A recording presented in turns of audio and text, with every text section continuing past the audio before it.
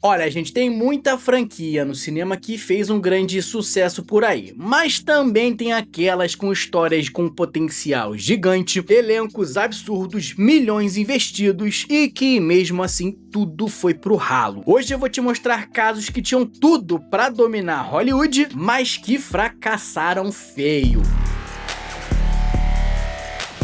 Qual é, galera? Eu sou o André Con, seja muito bem-vindo ao Conversando e hoje vamos falar sobre elas. As franquias que tinham tudo para ter sido gigantes no cinema, mas que por um motivo ou por outro acabaram sendo um grande flop. Quadrinho já conhecido aqui do nosso canal e se você não viu as outras partes, depois vai lá conferir. E se você aí já conhece a minha cara e gosta do conteúdo que ela entrega tanto de filme quanto de beleza ímpar, que é o que a minha mãe sempre disse para mim que eu tinha, não esquece de deixar aquele like gostoso pra ajudar, já é? Recado dado, então bora! Lá no começo dos anos 2000, a grande onda do momento era fazer adaptações de livros infanto-juvenil. Era isso que todos os estúdios descolados estavam fazendo. Alguns tiraram a sorte grande, como foi o caso da Warner lá com Harry Potter. Mas sabe quem não teve tanto sucesso assim? O Tom Hanks. Sim, o Tom Hanks estava envolvido em uma dessas produções, mais especificamente Cidade das Sombras, lá de 2008. Esse filme era baseado no livro da escritora Jean Dupree, que tinha feito algum barulho positivo e que acabou dando origem a uma saga com 4 volumes. Na história a gente acompanha uma galera que cresceu na cidade de Amber, uma bela metrópole subterrânea que foi construída para que as pessoas pudessem sobreviver a um suposto apocalipse que ocorreu do lado de fora. A cidade foi projetada para durar 200 anos, mas agora os recursos dela estão chegando ao seu final e, buscando um jeito de sair de lá, os jovens Lina e Dun começam a desvendar alguns segredos e até o mistério do real propósito da construção dessa cidade. Se você assistiu aquela série Silo da Apple TV, é algo bem parecido. A diferença é que o livro de Cidade das Sombras foi publicado 10 anos antes do que o livro de Silo, no qual a série se baseia. Aliás, 10 anos era quase a idade da atriz Saoirse Ronan que estava nesse filme aqui. Ela estava ali com 13 anos de idade, contracenando com ninguém menos que o Bill Murray. Bom, o primeiro grande problema dessa produção aqui foi o marketing. Isso porque, inicialmente, o filme era um projeto em conjunto da Walden Media com a Fox. A Walden Media queria fazer disso uma grande franquia e estava fazendo uma campanha de marketing pesado, porém que estava muito restrita a festivais da cultura nerd. Logo depois, a Fox absorveu o departamento de marketing da Walden, demitiu uma galera e reduziu ainda mais o marketing para esse projeto. E bem, se o marketing já não tinha sido muito bem conduzido, o filme também não inspirou a galera a fazer a famosa propaganda boca a boca não. Cidade das Sombras não agradou muito, ficou ali com avaliações bem fracas e te falar, deu mais prejuízo que divórcio, meu irmão. Esse filme custou 55 milhões de dólares, o que é um orçamento até modesto, mas mesmo assim ele só conseguiu arrecadar infelizes 17 milhões. Aliás, no seu final de semana de estreia, esse filme não ficou nem no top 10 em arrecadação de bilheterias, ele ficou lá na 11ª colocação. E assim, com esse tremendo fracasso financeiro e sem ter angariado um público fiel, Cidade das Sombras acabou esquecido por muita gente. Algo que não aconteceu com o próximo filme dessa lista, tá?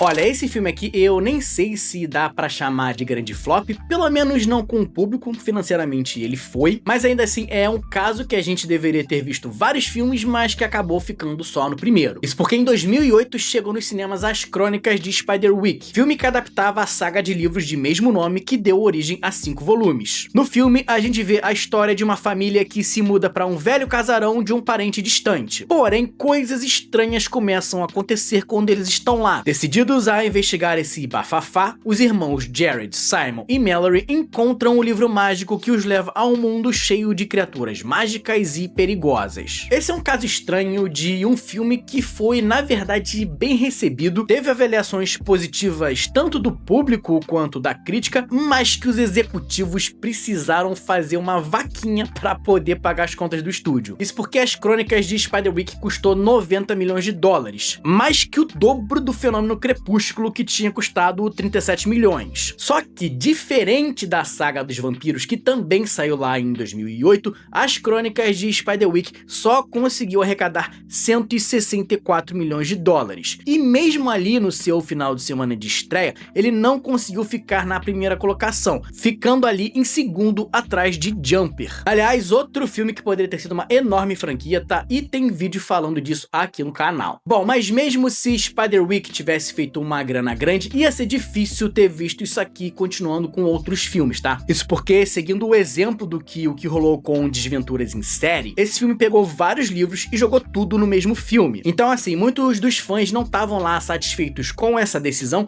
e aí quando você junta fãs frustrados, um filme que não fez dinheiro e uma narrativa que usou boa parte já do seu material fonte no primeiro filme, não tinha muito pra onde correr, né? Crônicas de Spiderwick até foi rebutado anos depois como uma série de televisão, mas o universo que poderia ter sido uma grande franquia no cinema acabou ficando só no desejo mesmo.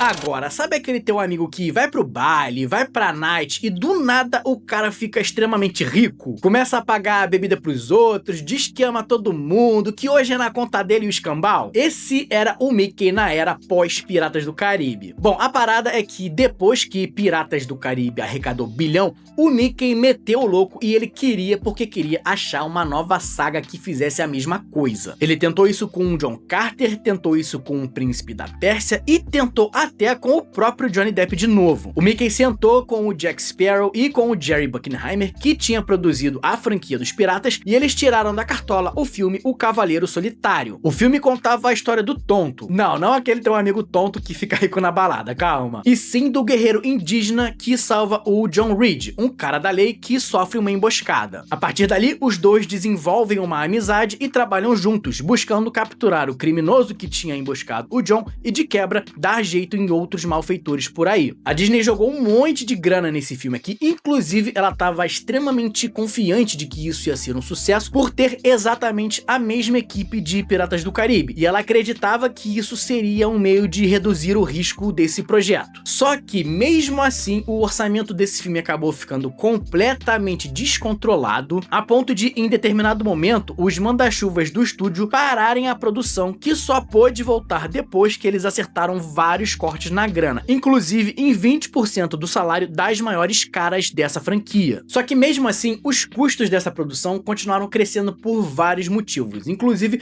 por diversos problemas durante essa produção que deu caô atrás de caô. Foi um monte de problema, teve até surto de catapora e o falecimento de um dublê. No fim da noite, essa brincadeira aqui custou aos cofres do Mickey singelos 215 milhões de dólares e só conseguiu trazer de volta 260 milhões. O filme foi bem criticado por ter uma história longa demais para um filme com um roteiro frágil, personagens pouco marcantes e muita gente reprovou, inclusive a atuação do Johnny Depp aqui, que na teoria era pra ser um dos grandes pontos de venda desse filme. E ó, te falar que a ideia do Jerry Bruckheimer, o produtor, nem era tão errada assim, porque nas palavras dele, o que ele queria era pegar um gênero que não tinha sucesso há muito tempo e criar algo diferente do que o público tinha visto no passado. Eu particularmente entendo essa perspectiva e inclusive sou entusiasta desse tipo de ideia, só que nesse caso aqui o gênero era faroeste. E assim, tem muita gente aí, além do público lá dos Estados Unidos, que realmente se identifique ou que queira ver muita coisa dentro desse gênero de Velho Oeste. Uma coisa é você tacar essa grana toda e fazer uma franquia baseada em piratas. Tudo bem que inicialmente era vindo ali de um brinquedo, mas no fundo a galera tava lá assistindo porque esse tema de piratas é muito mais reconhecível, muito mais fantasioso e tá muito mais no imaginário popular como algo divertido, o que eu acho que é bem diferente do imaginário popular pra faroeste. Bom, o filme flopou legal, deu um belo prejuízo pra Disney e essa franquia, que ia ser o novo Piratas do Caribe, perdeu o duelo no salão e foi enterrada pra nunca mais se ver. Bom, se faroeste não é o tipo de tema que apelaria naturalmente para um grande público, o mesmo não se pode dizer de Urso Polar de armadura dourada caindo na pancada. Desculpa, gente, quem não acha isso maneiro tá errado, porque isso aqui é lógica, é igual matemática. Urso Polar mais armadura dourada mais pancadaria é igual sucesso. Só que aí algum glitch na Matrix aconteceu lá em 2005 e essa lógica não se concretizou com o filme da Bússola de Ouro. Apesar de ter sido baseado no sucesso dos livros da saga Fronteiras do Universo, e mesmo tendo Nicole Kidman, Daniel Craig, Eva Green e Sam Elliott no seu elenco, o filme acabou sendo um tremendo fracasso. O filme custou a bagatela de 180 milhões de dólares e arrecadou 372 milhões nas bilheterias. Só que dessa grana toda foram somente 70 milhões nos Estados Unidos, que é de onde os estúdios tiram a maior porcentagem do repasse das bilheterias. Para efeito de comparação, por exemplo, o primeiro filme de Harry Potter levou sozinho 317 milhões de dólares para dentro dos bolsos da Warner só nos Estados Unidos, e ainda assim custou menos grana, já que, diferente dos 180 da Bússola de Ouro, o filme do Bruxo saiu por 125 milhões. E por que esse filme aqui foi tão mal lá nos Estados Unidos? Tem alguns motivos. O primeiro e mais óbvio é que o filme não é tão bom assim. Ele sofreu com muita interferência do estúdio, o filme foi cortado e repicotado durante a edição, o final original foi mudado e a partir daí muita coisa ficou completamente sem sentido no filme, que acabou amargando péssimas avaliações. E como se isso já não fosse ruim o suficiente, esse filme também foi puxado para uma polêmica com grupos religiosos na época do seu lançamento. Algumas organizações diziam que o filme era anticristão, que promovia o ateísmo para crianças, e isso gerou um furdunço negativo lá nos Estados Unidos. Foi o suficiente para prejudicar esse filme aqui de maneira objetiva? Vai saber, mas provavelmente não ajudou tanto, e também acho que dá pra dizer que afastou uma determinada parcela do público. E por incrível que pareça, esse filme aqui, apesar disso tudo, ainda levou o Oscar de melhores efeitos visuais. Só que nem isso foi capaz de salvar a Bússola de Ouro, que acabou tendo a sua saga interrompida já no primeiro filme. Esse universo até acabou sendo rebutado anos depois como uma série de TV pela HBO, mas no cinema essa saga foi um tremendo flop. Agora, o que é que os Angry Birds têm a ver com um filme de ação e comédia do Ryan Gosling? Bom, segundo o próprio autor, foi por conta desses malditos passarinhos que o filme dele, Dois Caras Legais, acabou fracassando nos cinemas. Esse filme saiu lá em 2016 e contava a história de uma dupla improvável de detetive nos anos 70. Esses dois estão investigando o desaparecimento de uma garota e a morte misteriosa de uma estrela de filmes feitos exclusivamente para quem pode beber e dirigir. Não ao mesmo tempo, tá? É melhor evitar isso aí. Cara, esse filme tinha o Ryan Gosling, o Russell Crowe e foi idealizado pelo Shane Black, um moço que deu vida a uma outra saga policial que também deu origem a diversos filmes, Máquina Mortífera. O final desse filme deixava bem claro que possíveis sequências viriam dali, em especial porque a gente já viu outras franquias que também vieram desse tipo de ambientação, como foi o caso do próprio Máquina Mortífera e Bad Boys.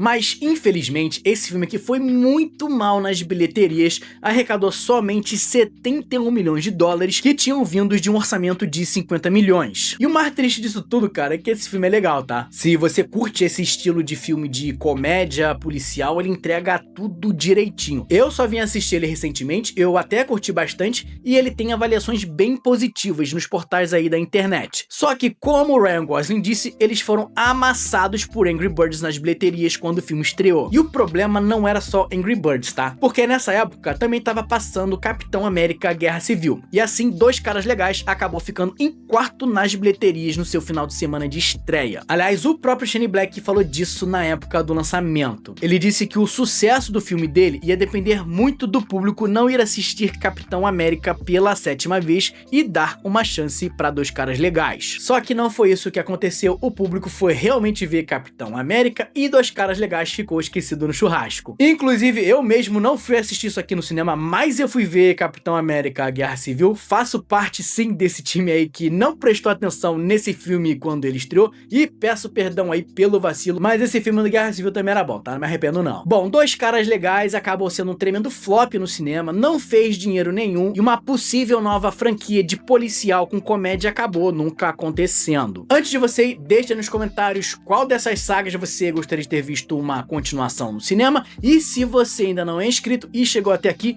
clica aqui no botãozinho para você se inscrever, já é? Valeu, gente! Muito obrigado por me receber aí na sua casa, um abraço e até a próxima!